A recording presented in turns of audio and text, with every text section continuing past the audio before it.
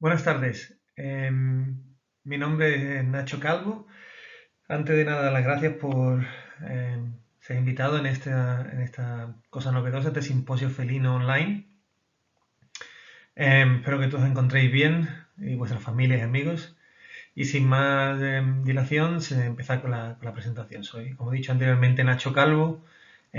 Soy diplomado europeo en cirugía de pequeños animales, especialista europeo, por tanto, y también especialista británico y acreditado por ABEPA en traumatología y ortopedia. Soy el jefe de servicio de traumatología y cirugía ortopédica en Betsia y tengo una de las cosas que siempre me ha llamado la atención e he intentado enfocarme tanto clínicamente como a nivel de investigador ha sido todo lo que tiene que ver con la ortopedia y la traumatología en gatos. O sea que estoy súper contento de poder haber sido invitado y poder participar en ese simposio. Una de las cosas que es importante, muy importante hablar, es que nuestra intención con este grupo de expertos en dolor crónico es, antes de nada, hacer a la gente consciente y mostrar al público en general esos signos clínicos que pueden ser atribuibles a una artrosis primaria, que en nuestra opinión, no solamente en la opinión, sino en lo que está publicado, parece ser que está bastante infradiagnosticado en la población felina. Pero tampoco a raíz de este empuje que estamos haciendo para que la gente se dé cuenta de esta situación y se reconozca y se diagnostique ese tipo de patología, tampoco nuestra intención es que pasemos de no diagnosticarlo a que todo ahora sea artrosis primaria, ¿no? Entonces quizás este es mi labor un poco en este simposio es recordar que no todo es artrosis primaria como tal, ¿no?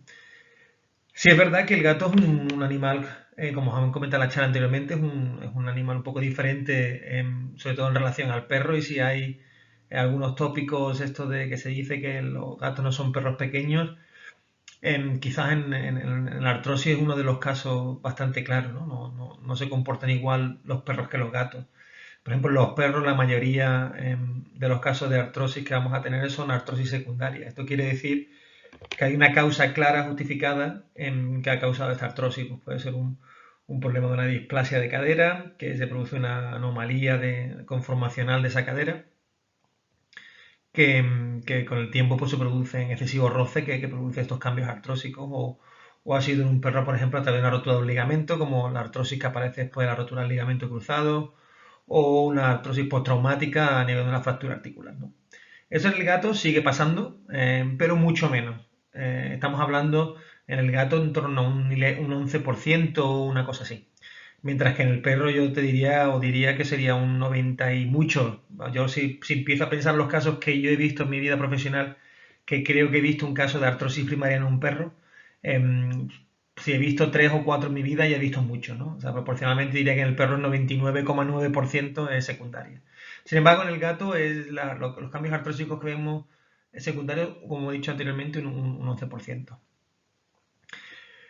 Artrosis primaria, que en muchos casos es una de las grandes cosas que vamos a ver para empezar a pensar que tenemos artrosis primaria, es la aparición de cambios artrósicos en múltiples articulaciones, en varias articulaciones, no tiene siempre por qué ser así, pero con frecuencia la vemos en varias articulaciones y no hay una causa justificada que nos explique por qué se ha producido. Esto es una cosa que también pasa en personas, o sea, los gatos son más parecidos a las personas que los perros en este aspecto y personas sin una razón clara, sin una inestabilidad articular, sin una displasia articular, sin ningún traumatismo articular, pues desarrollan artrosis degenerativa en varias articulaciones, ¿no?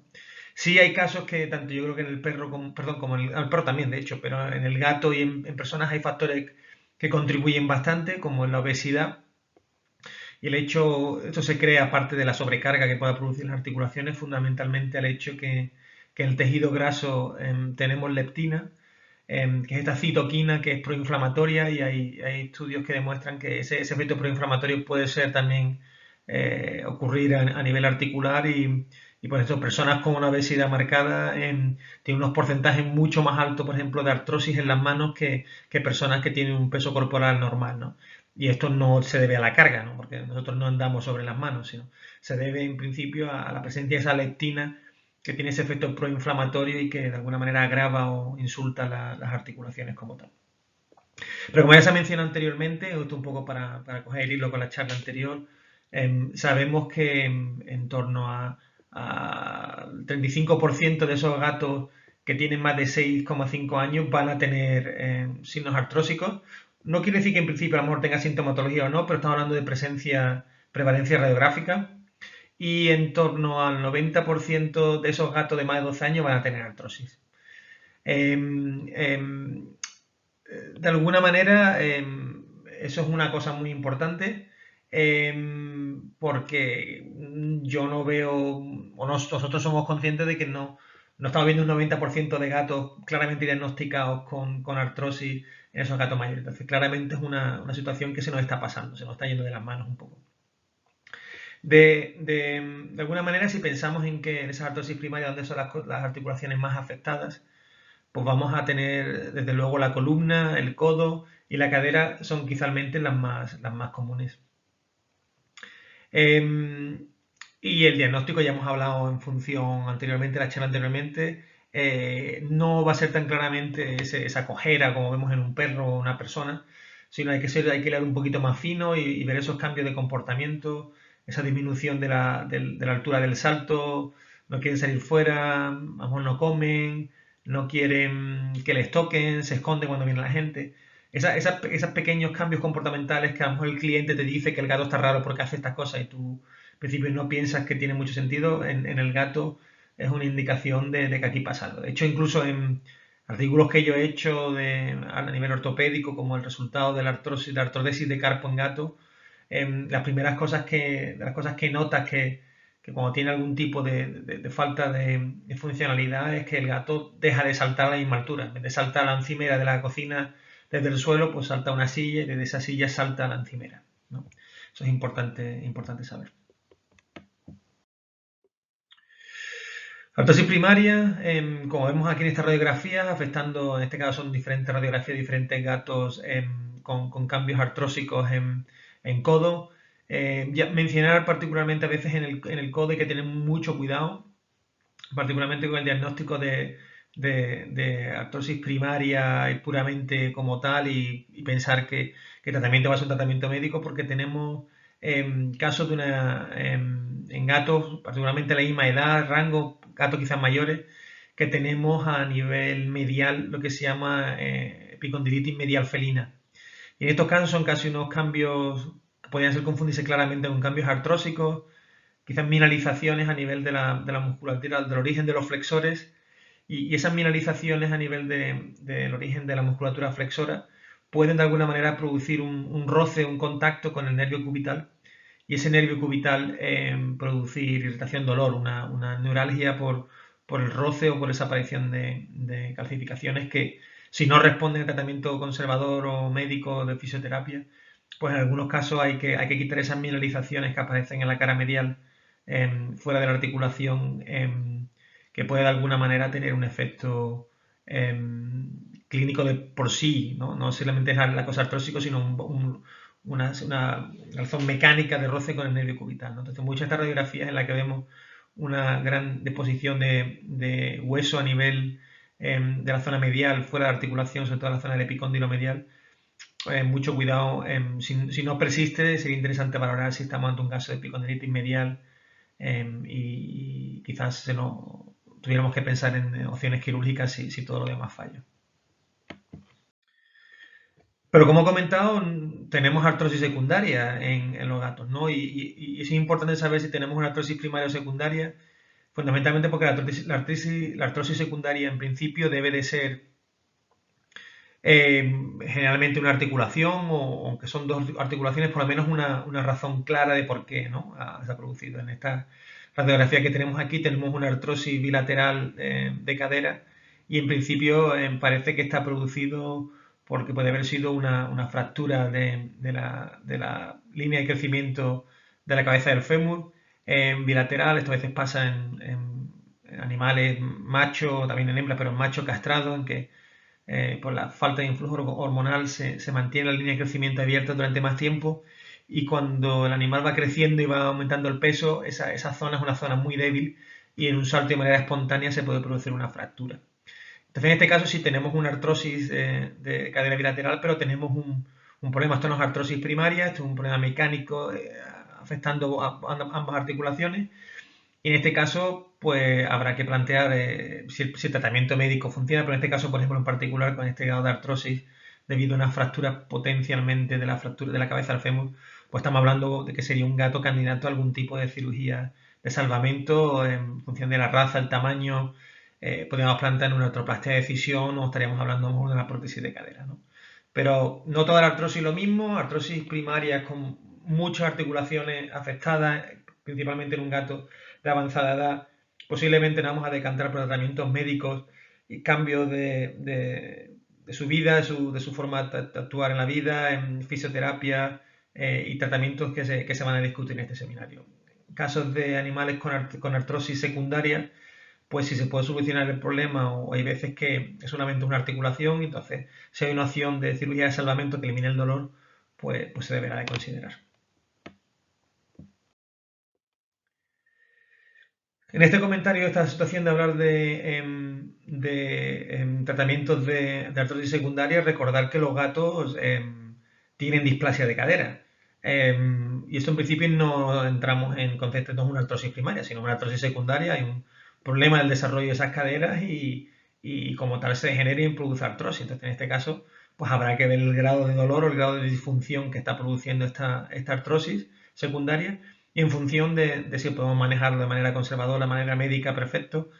Si por lo que sea los resultados no son satisfactorios, pues pensar que se puede tratar de manera quirúrgica, como hemos comentado anteriormente, igual que el caso de las fracturas de la línea de crecimiento de la cabeza femoral, pues sería el mismo efecto, ¿no? Estaríamos hablando de una cirugía de salvamento tipo artroplastia de decisión o prótesis de cadera si existiera, ¿no? Pero no podemos obviar que la displasia de cadera existe en el gato, ¿no? Y si decimos que si hablamos de la displasia de cadera existe, es una raza en la que existe y de manera marcada, y que de alguna manera aquí sí se puede parecer un poco en el sentido de decir que es un perro pequeño de alguna manera, es el Maine Coon, ¿no? El Maine Coon, esto es un artículo americano, por lo que hay que tener mucho cuidado porque hay variación de los porcentajes de afectación en función de diferentes líneas familiares. O sea, entonces esto está claramente, no, a lo mejor los resultados de incidencia de displasia de cadera en los Maine Coon europeos o Maine Coon españoles no tiene por qué ser así, ¿no? Pero en esta linaje americano tuvieron una prevalencia de un 25%, como quien dice, de Maine Coon con displasia de cadera. O sea, uno de cada 4 Maine Coon en América, en este estudio americano, tenían displasia de cadera. Luego, si es sintomático o no, tuvieron que hacer o no, eso es otra cosa, ¿no? Pero es importante saber, ¿no? Mi experiencia personal con estos Maine Coon es que tienen displasia de cadera con frecuencia y que el tratamiento con artroplastia de decisión, los resultados no son tan espectaculares o tan positivos como en otra raza de menor tamaño. Entonces, si yo creo que hay una raza felina que se beneficiaría en estos casos de cirugía de prótesis de cadera, sin duda para mí es el Maine Coon, ¿no? Pero ojito al parche con Maine Coon y esos problemas de cadera no le echemos la culpa a una artrosis primaria porque a lo mejor lo que tiene el pobre es una displasia de cadera como un piano. Pequeño inciso, lo hemos comentado específicamente de qué podemos hacer en estos casos con el Maine Coon. La realidad de la prótesis de cadera en micro y mini, en los gatos se consideran tamaño micro, es una realidad.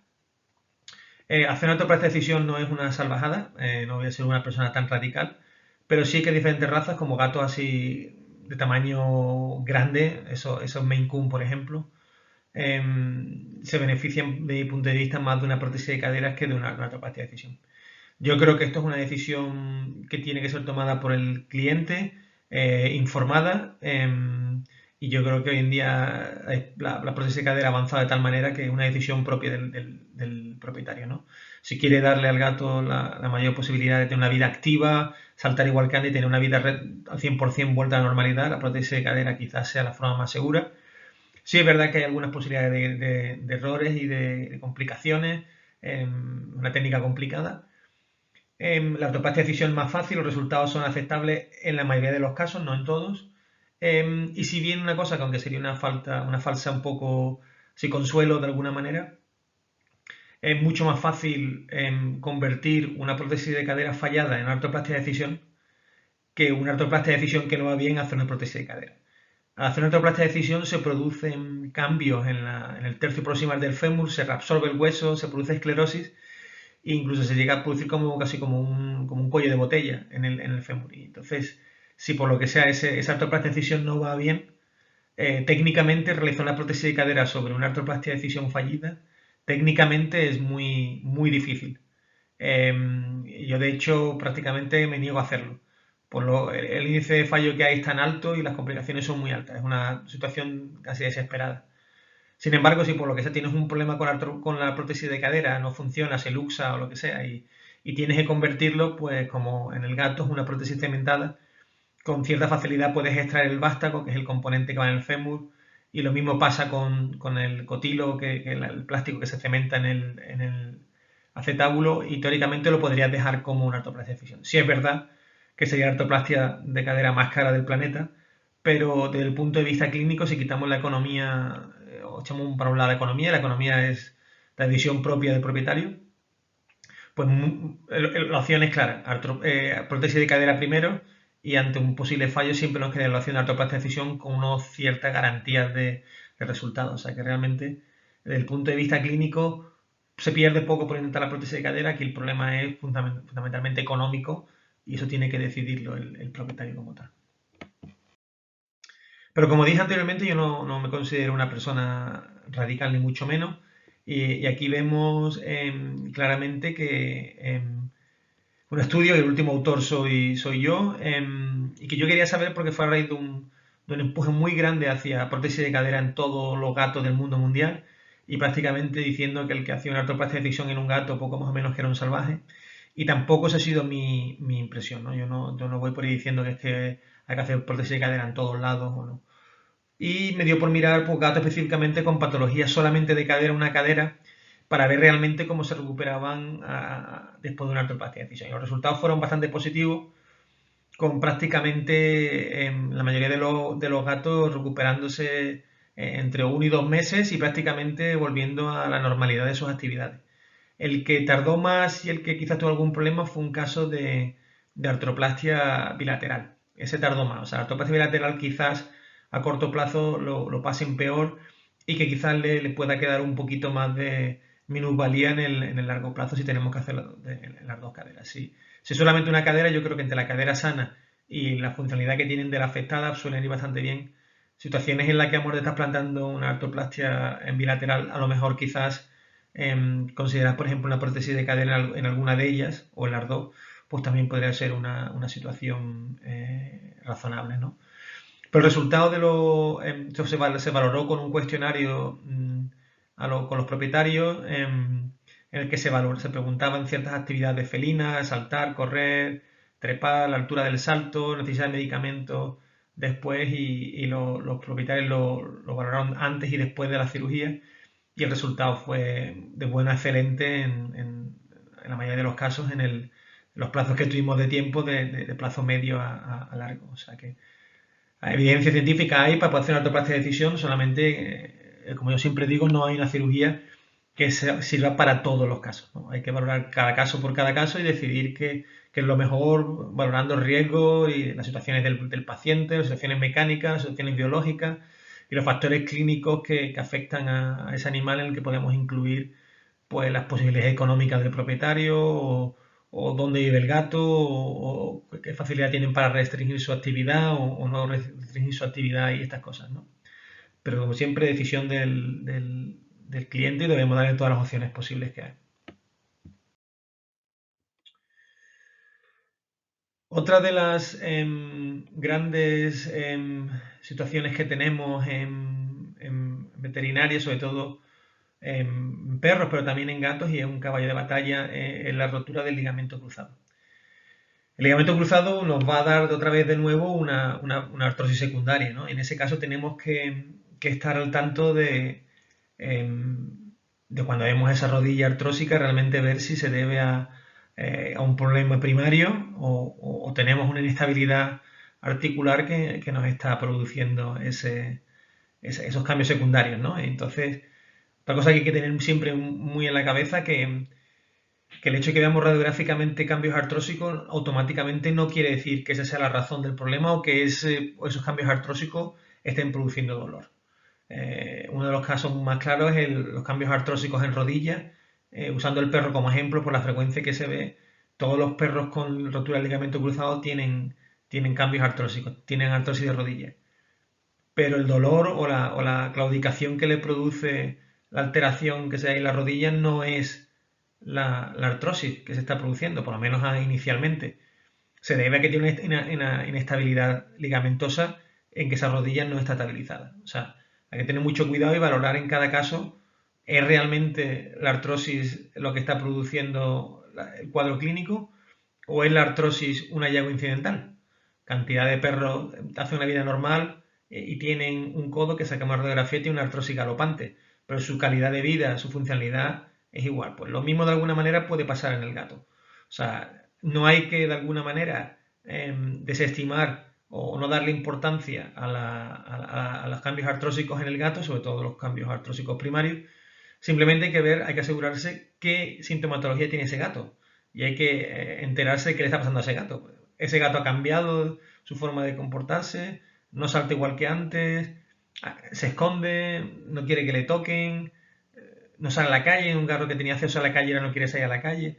Todos esos signos clínicos apoyados por la presencia de cambios artrósicos en radiografía y la ausencia de ningún tipo de inestabilidad o ningún problema primario articular, pues nos hace pensar que tenemos una artrosis primaria y que deberemos tratar fundamentalmente de manera multimodal para que ese gato recupere su calidad de vida lo antes posible, ¿no? Pero la rotura de cruzado existe en los gatos. Y antes de explicar un poco las formas que tenemos de tratar, y esto es un poco revolucionario de alguna manera lo que voy a decir, es importante saber que los gatos fundamentalmente, la rotura del ligamento cruzado en gatos, con más frecuencia que otra, a la vez vuelven a ser diferentes a los perros.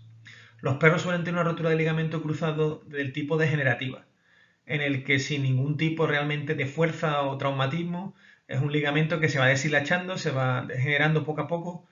Generalmente y con mucha frecuencia empiezan a ser roturas parciales de ligamento que progresan a una rotura completa.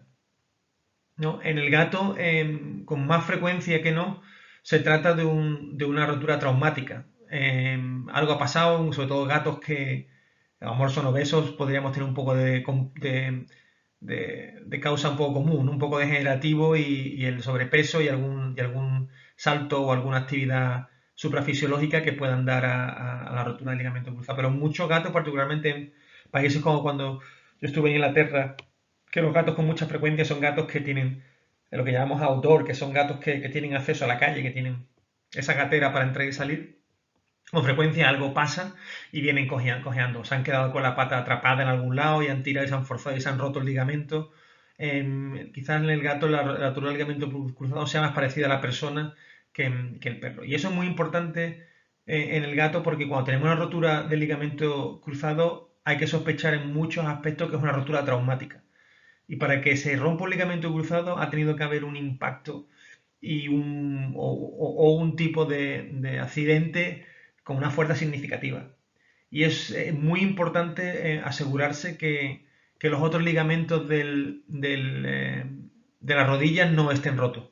Porque es bastante común la presencia de roturas multiligamentosas en la rodilla felina, en la que podemos tener una rotura del ligamento cruzado anterior, el ligamento cruzado posterior y uno o dos de los colaterales.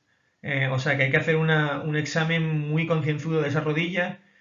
Por ejemplo, lo primero es que si tiene un cajón positivo, reducir ese cajón, poner la rodilla en su posición normal y una vez que tengamos sobre ese cajón, asegurar que si la rodilla se mueve hacia adelante, si la tibia se mueve hacia atrás o incluso si hay un bostezo articular medial o lateral para tener sospecha de que vamos a tener que ir a explorar e investigar esos ligamentos colaterales o hacer algún tratamiento para el ligamento cruzado caudal, perdón. Otra cosa curiosa también comentar a los gatos, esto es experiencia personal, creo que no está publicado en ningún sitio, pero un porcentaje bastante alto en esta rotura multiligametosa de rodilla de la presencia de roturas de menisco lateral, que es muy raro. ¿vale? En perros es casi inexistente, nada más que hay un caso de rotura lateral publicado en la literatura, un caso, en perros. Y en gatos, yo todas las roturas laterales que he visto de menisco han sido en gatos en rodillas multiligamentosas con daño multiligamentoso. Habré visto a lo mejor 4 o 5 en mi vida. O sea que no es una cosa para echar la mano a la cabeza, pero sí para explorar con detenimiento si tenemos que tratar quirúrgicamente. Pero una vez que tenemos la rotura del ligamento cruzado, ¿qué hacemos con estos animales? ¿No? Siempre se ha hablado que quizás el tratamiento conservador en gatos es una opción a tener en cuenta y yo creo que dependiendo un poco de cómo se presenta el gato, la evolución que tiene, creo que es una razón, una opción razonable y de hecho hicieron algún estudio en el que los casos son relativamente pequeñillos, pero bueno, vieron de alguna manera unos suficientes casos, ¿no? Y vieron que de estos, creo que tenían 50 gatos y 28 los trataron de manera conservadora y 22 de manera de cirugía, ¿no? En los casos de cirugía le hicieron una artrotomía, hicieron una estabilización extracapsular. Y vieron que posoperatoriamente vieron las complicaciones que había y hicieron un estudio en que vieron que quizás a largo plazo los resultados del tratamiento conservador eran superiores a los tratamientos del tratamiento quirúrgico con la cirugía extracapsular, ¿no? O sea que mucho cuidadito en el gato con tirarse de la moto e ir a operar del tirón, porque tenemos cierta evidencia, no una evidencia así a lo bestia, pero sí una cierta estudio para decir que a lo mejor al gato lo que hay que hacerle un poquito de paciencia, ¿no? Yo desde luego, mi punto de vista, es dependiendo de la severidad inicial de la sintomatología, de lo que quieren los propietarios y de la evolución que tenga ese gato, para mí el manejo conservador del ligamento cruzado a nivel felino es una opción. Si veo que el gato está muy afectado, tiene una molestia marcada o no acaba de mejorar tras un periodo de manejo conservador, pues considero opciones quirúrgicas, ¿no? En cuanto a esas opciones quirúrgicas, pues entramos un poco en las diferentes opciones, ¿no? Y hay compañeros que hacen cirugía de TPLO, esta osteotomía niveladora de la meseta tibial en gatos, y ha habido estudios reportados, publicados con éxito, que parece que va bien. Gente de mucho peso, como el Ricky Martin de la Universidad de Múnich, decían que era estupendo. Mi experiencia cuando he visto hecho cirugía de TPLO en gatos es que parecen que mejoran, pero sí cambian un poco la forma que tienen de andar. Y andan con una postura un poco rara, no sé si más agachado, parece que la extensión de la rodilla está un poco afectada. Yo creo que sí, de alguna manera se produce una estabilización de la rodilla, pero una estabilización con la rodilla que tiene ciertas consecuencias. Este es un artículo curioso en el que estos son estudios ex vivo, eso quiere decir que cogieron patas de gatos fallecidos, cadavéricas, e intentaron crear un modelo con alambres, perdón, más que con alambres, con muelles, intentando simular las fuerzas de tirada del cuádriceps y las contrafuerzas de los isquiotibiales para crear un modelo de estabilización dinámica de rodilla, a la que realizaron una TPLO y luego intentaron ver si se producía una estabilización dinámica tras haber producido la TPLO. Y vieron que no era el caso. Entonces, de alguna manera dicen que cuestionan con cierto... vamos, de hecho, la conclusión que tienen es que quizás el hecho de usar la TPLO en el gato no sea apropiado. Parece que es una conclusión demasiado fuerte basada en un estudio ex vivo en el que están intentando de alguna manera copiar un modelo de cómo se comporta esa pata en vivo y es un poco radical. Quizás yo de aquí lo que sacaría es que habría que hacer estudios, más estudios dinámicos en vivo, no sé si podría ponerse un gato hay estudios con lo que se llama fluoroscopia en movimiento, para ver realmente qué pasa a estos gatos con la TPLO. Pero el hecho de la TPLO en gatos no está desde el punto de vista totalmente entendido cómo funciona, ni tampoco en los grandes resultados a largo plazo, ni cosas de este tipo. O sea, creo que hay evidencia para hacerlo, el que lo haga y la experiencia que tenga la gente no se les puede criticar abiertamente, pero también hay que ser consciente que hay cierta evidencia que desde el punto de vista, por lo menos desde el punto de vista teórico, no parece que funcione igual que en el perro. Y algo parecido pasa con la TTA. También en el mismo grupo realizaron ese modelo, hicieron un estudio de la TTA y vieron que realmente parecían que no había una estabilización. Parecía que se seguía observando una inestabilidad a nivel del cruzado después de la TTA como se veía con la TPLO. Entonces, aunque también hay algún estudio anecdótico de casos reportados de TTA y mejoría en estos casos, parece ser que no está tan claro, no está tan claro que la TTA funcione en el gato. Entonces, la cirugía de osteotomía para solucionar la inestabilidad del cruzado en el gato es cuestionable. Y sobre todo cuestionable en los casos en que tenemos esa rotura ligamentosa, multiligamentosa. En ese caso, lo que hay que hacer es una reconstrucción multiligamentosa con ligamento prostésico, con nylon. O sea, estamos hablando aquí de la situación de una rotura aislada de un ligamento cruzado, si planteas hacer una TTA o una TPLO. Desde el punto de vista de la TTA, para mí me parece bastante arriesgada y una TPLO se podría plantear, pero hay ciertas dudas de que tenga una eficiencia igual que en el perro y en mi experiencia personal sí he notado cambios posturales a raíz de una TPLO, no es mi decisión como técnica de estabilización.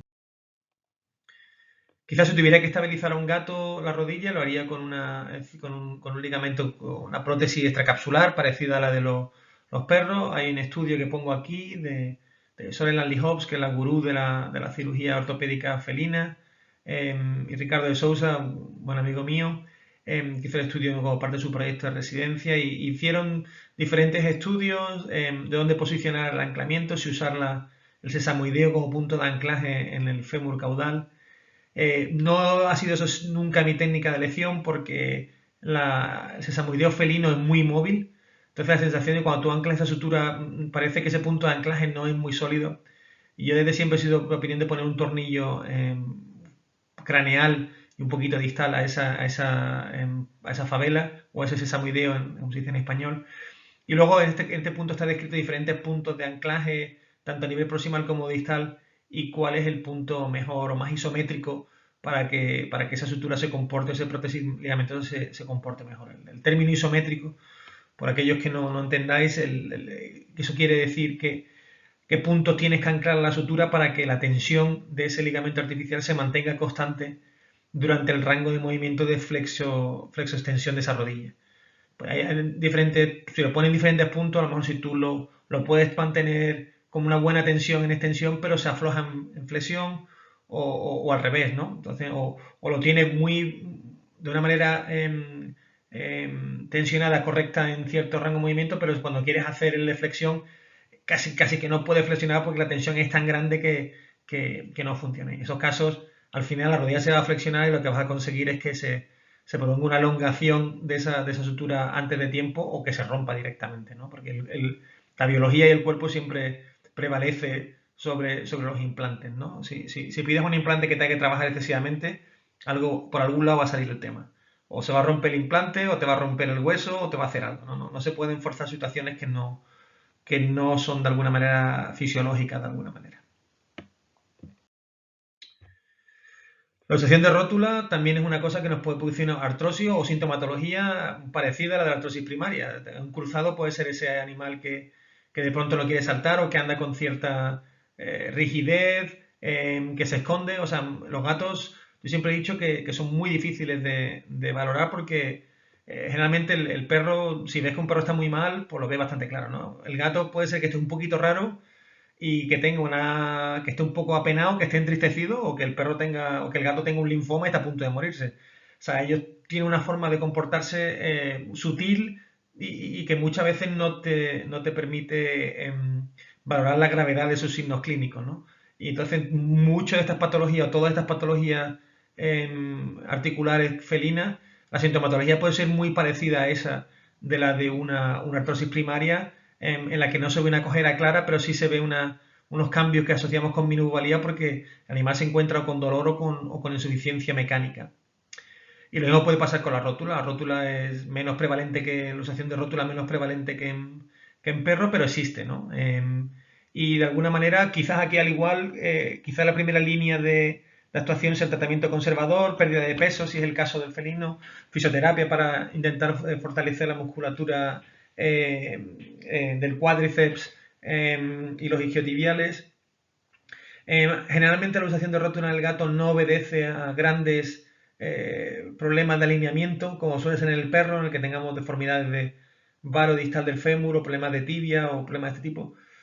Si bien la etiología primaria no se sabe, hay veces que los gatos son mucho más frecuentes en sufrir luxaciones traumáticas de rótula, pero si el tratamiento médico conservador no funciona, hay gatos que tienen una minusvalía importante, severa, suelen andar como una postura como agachado, en cuclillas, están muy afectados, en esos casos hay que hacer cirugía. En estos casos, pues, se puede hacer un tratamiento quirúrgico general parecido al de los perros, ¿no? En el que puede hacer una transposición de la tuberosidad tibial, que hay que hacer con mucho cuidado, como con la línea amarilla discontinua que he puesto en la presentación. Tienes que ver dónde están los meniscos y cortar justo delante de los meniscos, ¿no? Aquí, como te equivoques, con poco que te equivoques, dejas una tuberosidad tibial muy fina que puede ser que las pasen mal para fijar o que incluso se produzca una avulsión la tuberosidad y tengamos un problemón porque se afecte el mecanismo extensor, ¿no?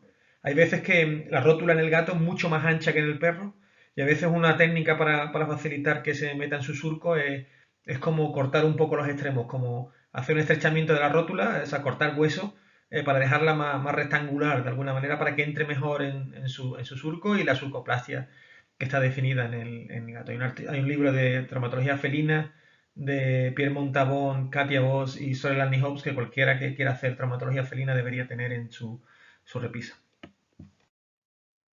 Cosas un poco más específicas y más rarillas son esta mineralización del menisco. Esto viene a raíz de un estudio de Mila Freire, creo que lo hizo cuando estaba en la Universidad de Carolina del Norte, en la que se observó que en gatos de cierta edad se producían mineralizaciones interarticulares como estas, en que se obedecen a una mineralización del menisco medial.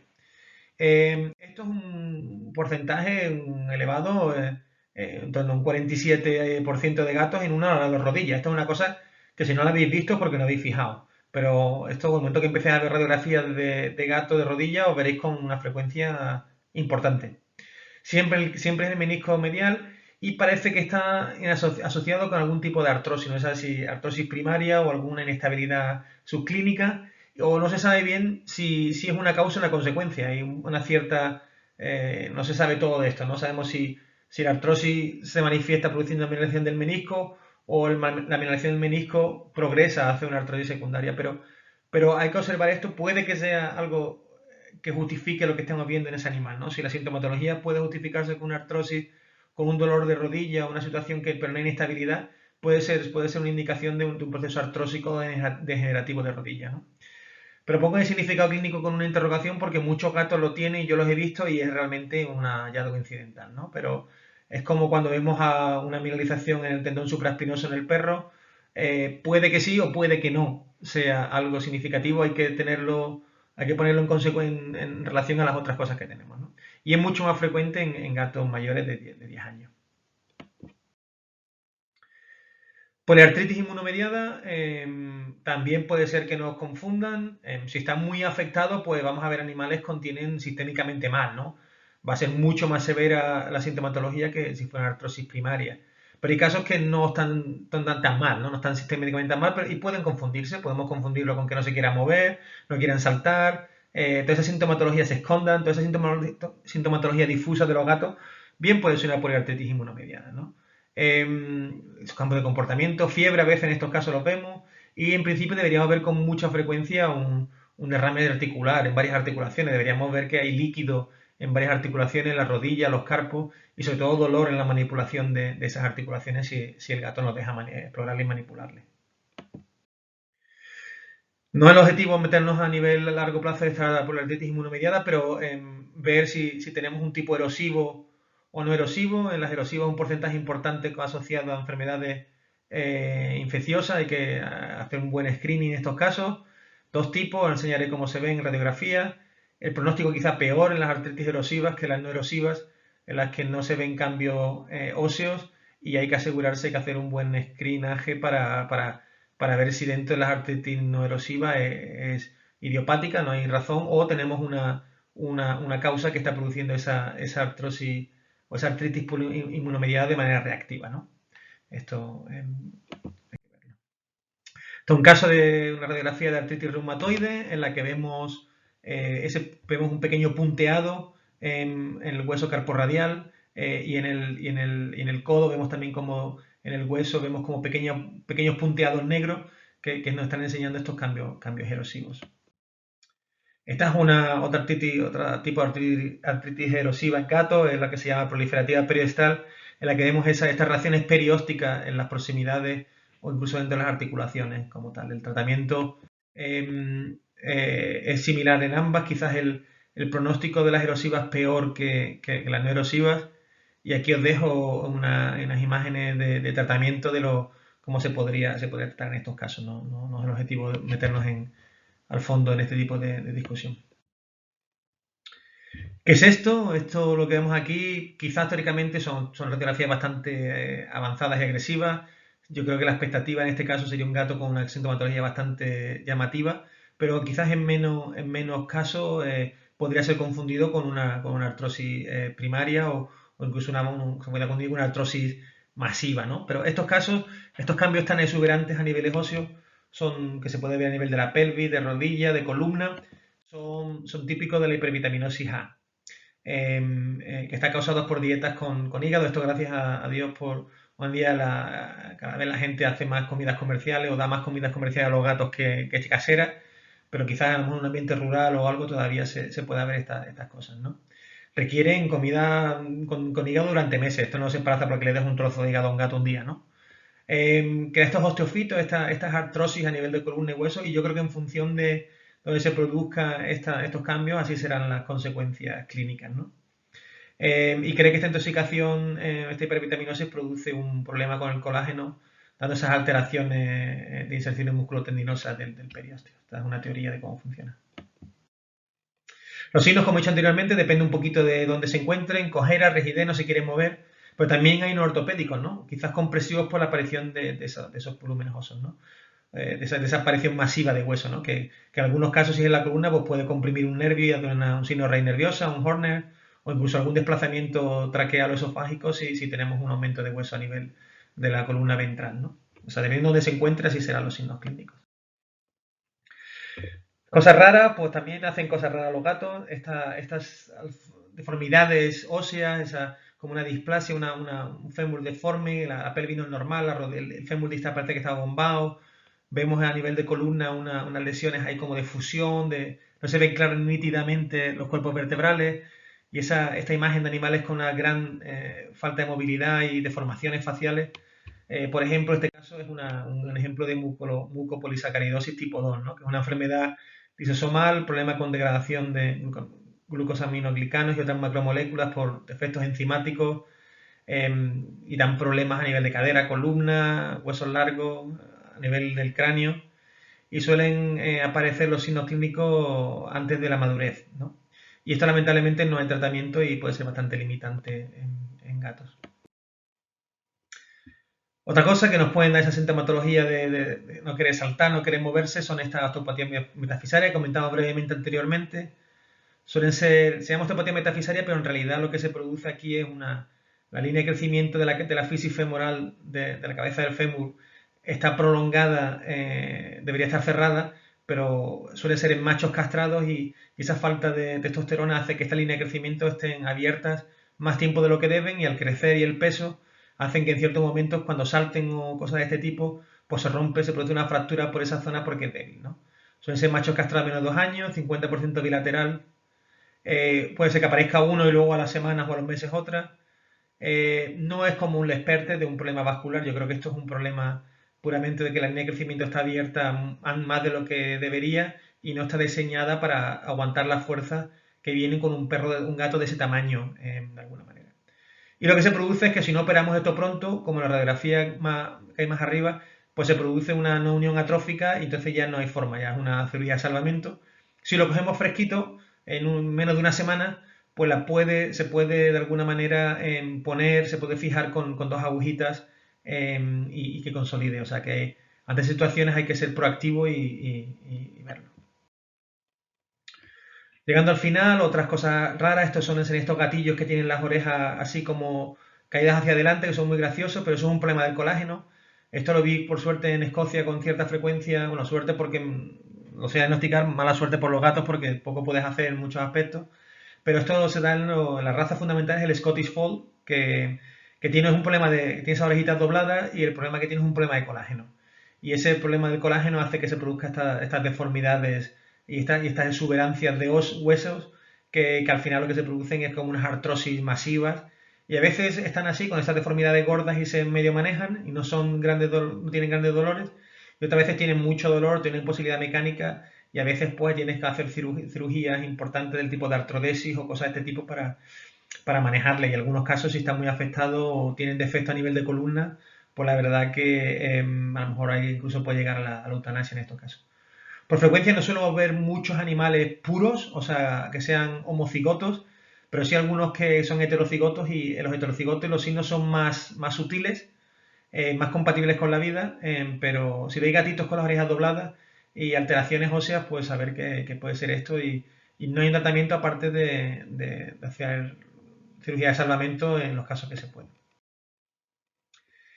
Por último, comentar esto que es una cosa novedosa, este síndrome de rodilla y dientes, que lo llamaron así sobre Lanley Hobbs, en la que se ven alteraciones de rótula, fracturas de rótulas espontáneas asociadas con problemas dentarios de dientes deciduos que se mantienen o dientes adultos que no acaban de evolucionar. Se cree que también es un problema genético, no se sabe bien por qué se produce, pero ojito al parche con estas cosas, ¿no? Son fracturas de rótula, un 50%, parece son como fracturas de estrés, sin traumatismo, en asociación con esos problemas dentarios, ¿no? Lo único que decir esta fractura de rótula hay que investigar, asegurarnos que no es un problema traumático y si vemos que tiene esos problemas dentarios, tratarlo como una enfermedad sistémica más que como una patología mecánica. Y esto es mucho cuidadito con el tratamiento. Si podemos, si el gato se maneja, casi mejor no tocarlo. Y si tienes que tirarte a hacer cirugía de la rótula porque tiene una imposibilidad mecánica, no puede andar por problema del mecanismo extensor, no hacer banda de tensión porque no funciona, hay un porcentaje muy alto de que se fracasa. De hacer algo, aunque en principio parece más débil, poner un cerclaje alrededor, porque aunque no parece que funciona, pero sí da una cierta estabilidad y se produce una fibrosis funcional, que quizás no será solución quirúrgica, si tuviéramos que hacer algo de esto. En algunos casos, si el mecanismo está aumentado, está mantenido, pues quitar el trozo que está roto y incluso se produce una cierta hipertrofia en estos casos. Pero esto hay que saber, hay que hacer una buena elección de cada caso. Pero estos casos de rotura de rótula, hay una enfermedad, estos problemas dentarios, algo pasa porque hay veces que se producen fracturas patológicas en la tibia o en otros huesos. Esto es un problema mucho más serio y por eso hay que tener mucho cuidado a la hora de tirarse de la moto y operar porque puede ser que operes y de pronto te pase otra cosa, ¿no? Yo creo que hay que ser más conservador y saber que esto es parte de algo más grande, ¿no? ¿Vale? Incluso los resultados de este tipo de cirugía o estas patologías, con esas fracturas de rótula, con estos problemas, porcentaje importante de gatos no lo solucionan la papeleta, siguen con un 50% de cojera, ¿no? Así que cuidadito al parche con este síndrome tan raro, ¿no? Esto es un poco el sumario de una presentación que tengo en inglés, de que son gatos jóvenes cuando vas a ver esta fractura en rótula. Muchas veces esos problemas dentarios que no se ven, cojera de manera espontánea que aparece, o pueden ser fracturas patológicas en otras articulaciones, en otros huesos. A veces con el tiempo se va proximalizando ese fragmento proximal de la rótula, porque el vasto parece que se va como contrayendo un poco. A veces pueden estar con una posición plantígrada, o sea, esto puede ser un diferencial de animal con plantigradismo que no es diabético y tiene un problema del Aquiles. Otros cambios de hueso y la cirugía, pues en algunos casos puede producir una mejoría, pero tampoco los resultados son espectaculares. Y pasado me parece que 3 minutillos, espero que no pase, me perdonáis, pero quería meter muchas cosas en un tiempo bastante limitado. Y preguntas, encantado de contestarlas y yo creo que el tópico ese de que los gatos no son perros pequeños, en el tema que estamos hablando, sobre todo en la ortopedia y en el tema de la artrosis, claramente no es un tópico sino una realidad. Muchas gracias por vuestra atención.